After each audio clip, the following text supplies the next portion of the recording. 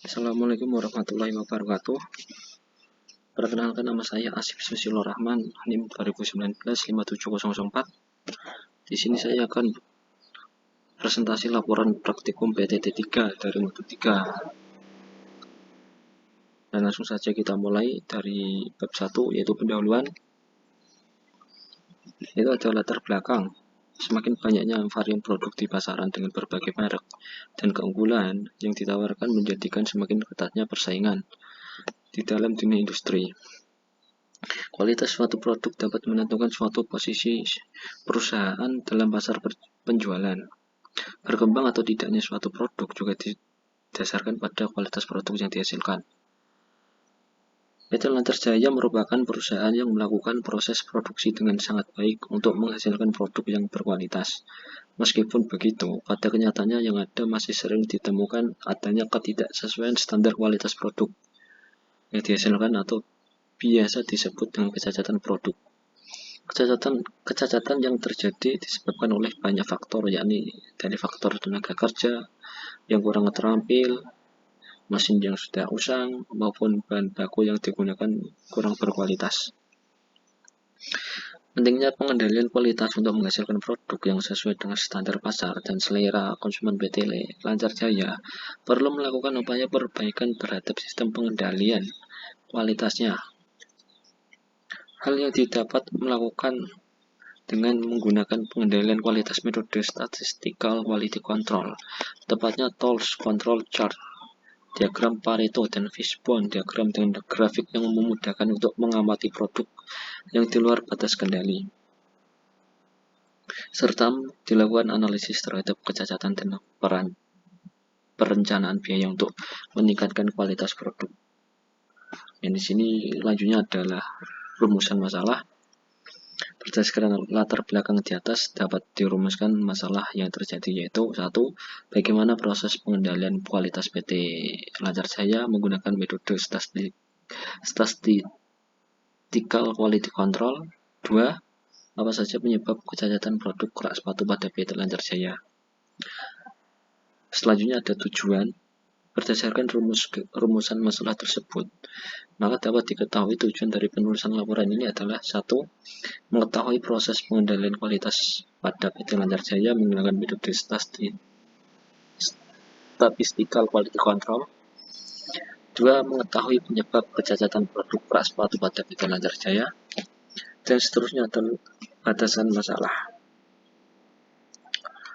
Batasan masalah dalam penulisan laporan ini adalah 1. Data ukuran lot berdasarkan nilai MRP pada modul 8 praktikum PTT 2. 2.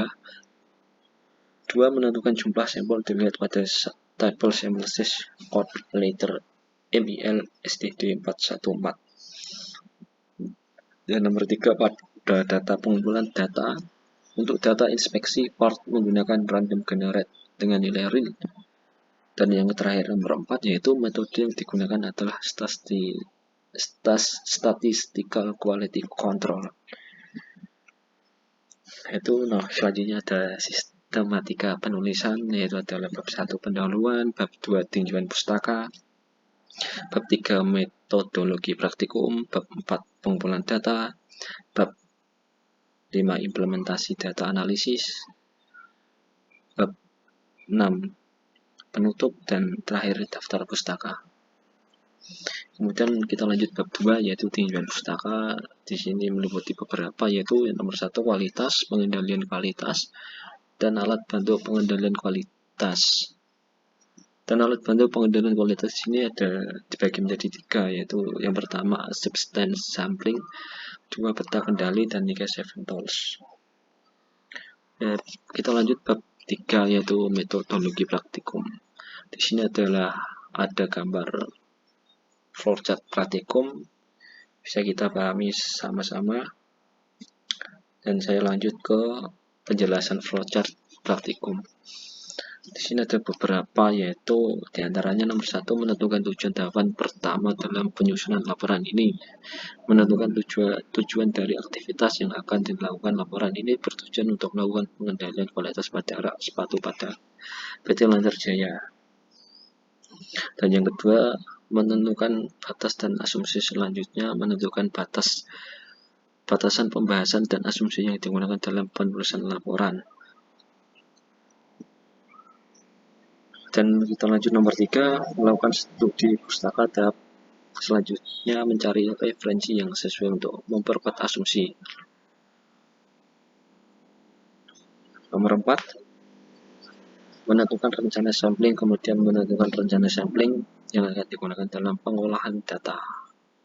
Dalam laporan ini, sampling pada perhitungan acceptance sampling menggunakan aplikasi random generate bilangan real dan integer. Itu nomor 5, melakukan inspeksi raw material. Tahapan berikutnya mengumpulkan data mengenai inspeksi raw material. Dalam laporan ini digunakan data alat apa saja yang diperlukan dalam quality control sebagai alat inspeksi raw material. Dan nomor 6, menentukan jumlah sampel setelah merencanakan sampling. Pengambilan selanjutnya menentukan jumlah sampel. Dan nomor 7, mengambil data. Tahap selanjutnya mengambil data menggunakan aplikasi random generate dengan bilangan real. Dan nomor 8, menentukan lot diterima atau tidak. Selanjutnya hasil dari perhitungan akan menghasilkan ZO dan ZI. 9, membuat peta kendali atribut dan variabel. Tahap selanjutnya dari inspeksi raw material yaitu pembuatan peta kendali. Data sampel diperoleh dari aplikasi random generate dengan bilangan integer. 10, data terkontrol atau tidak. Setelah pembuatan peta kendali, maka akan terlihat apakah data terkontrol atau tidak. Dan yang terakhir nomor 11, analisis Pareto dan Fishbone. Apabila data tidak terkontrol, maka dilakukan analisis penggunaan diagram Pareto untuk mengetahui tingkat kecacatan yang paling dominan, kemudian dianalisis penyebabnya menggunakan Fishbone diagram. Yaitu selanjutnya ada bab 4, yaitu pengumpulan data. Di sini ada acceptance sampling, yaitu meliputi 2 bagian, yaitu 1, pengumpulan data, 2, perhitungan acceptance sampling, dan seterusnya ada peta kendali, yaitu sama meliputi 2 bagian, 1, pengumpulan data dan 2, perhitungan peta kendali. Selanjutnya adalah analisis diagram Pareto. Di sini ada gambar Pareto, yaitu A panjang frame. Pada diagram Pareto panjang frame dapat dilihat bahwa frekuensi kecacatan terjadi pada saat cacat berjumlah 2, dan paling sedikit saat frekuensi kecacatan sebanyak 7 dari 15 sampel dengan percobaan selama 30 hari. Dan B, part lebar pengait. Pada diagram Pareto lebar pengait dapat dilihat bahwa frekuensi kecacatan terjadi pada saat cacat berjumlah 11 dan paling sedikit saat frekuensi kecacatan sebanyak 4 dari 15 sampel dengan percobaan selama 30 hari.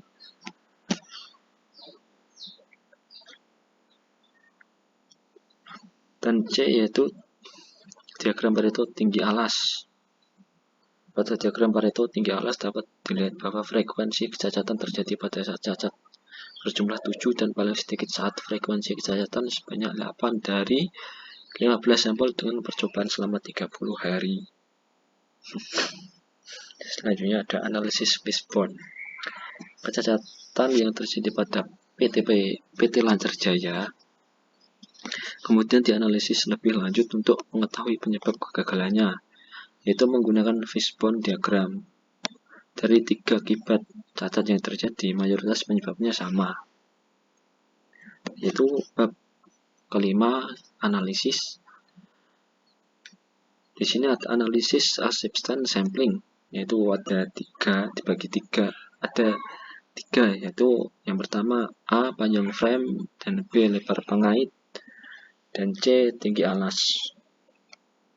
Kemudian lanjut ada analisis peta kendali, yaitu dibagi menjadi 4. Analisis peta kendali P chart, analisis peta kendali NP chart, analisis peta kendali C chart, analisis peta kendali U chart. Selanjutnya ada analisis Fishbone diagram. Penyebab cacat pada peta lancar jaya di analisis menggunakan fishbone diagram untuk mengetahui penyebab secara rinci berdasarkan setiap faktor. Berikut penyebab kecacatan dari setiap part, yaitu ada 3, yaitu A. Panjang frame, B. Lebar pengait, dan C. Tinggi alas. Dan bab terakhir yaitu bab 6 penutup, ada kesimpulan dan saran. Di sini saya tidak mencantumkan kesimpulan dan caranya. Mohon maaf bila masih ada kekurangan atau salah kata. Saya akhiri. Wassalamualaikum warahmatullahi wabarakatuh.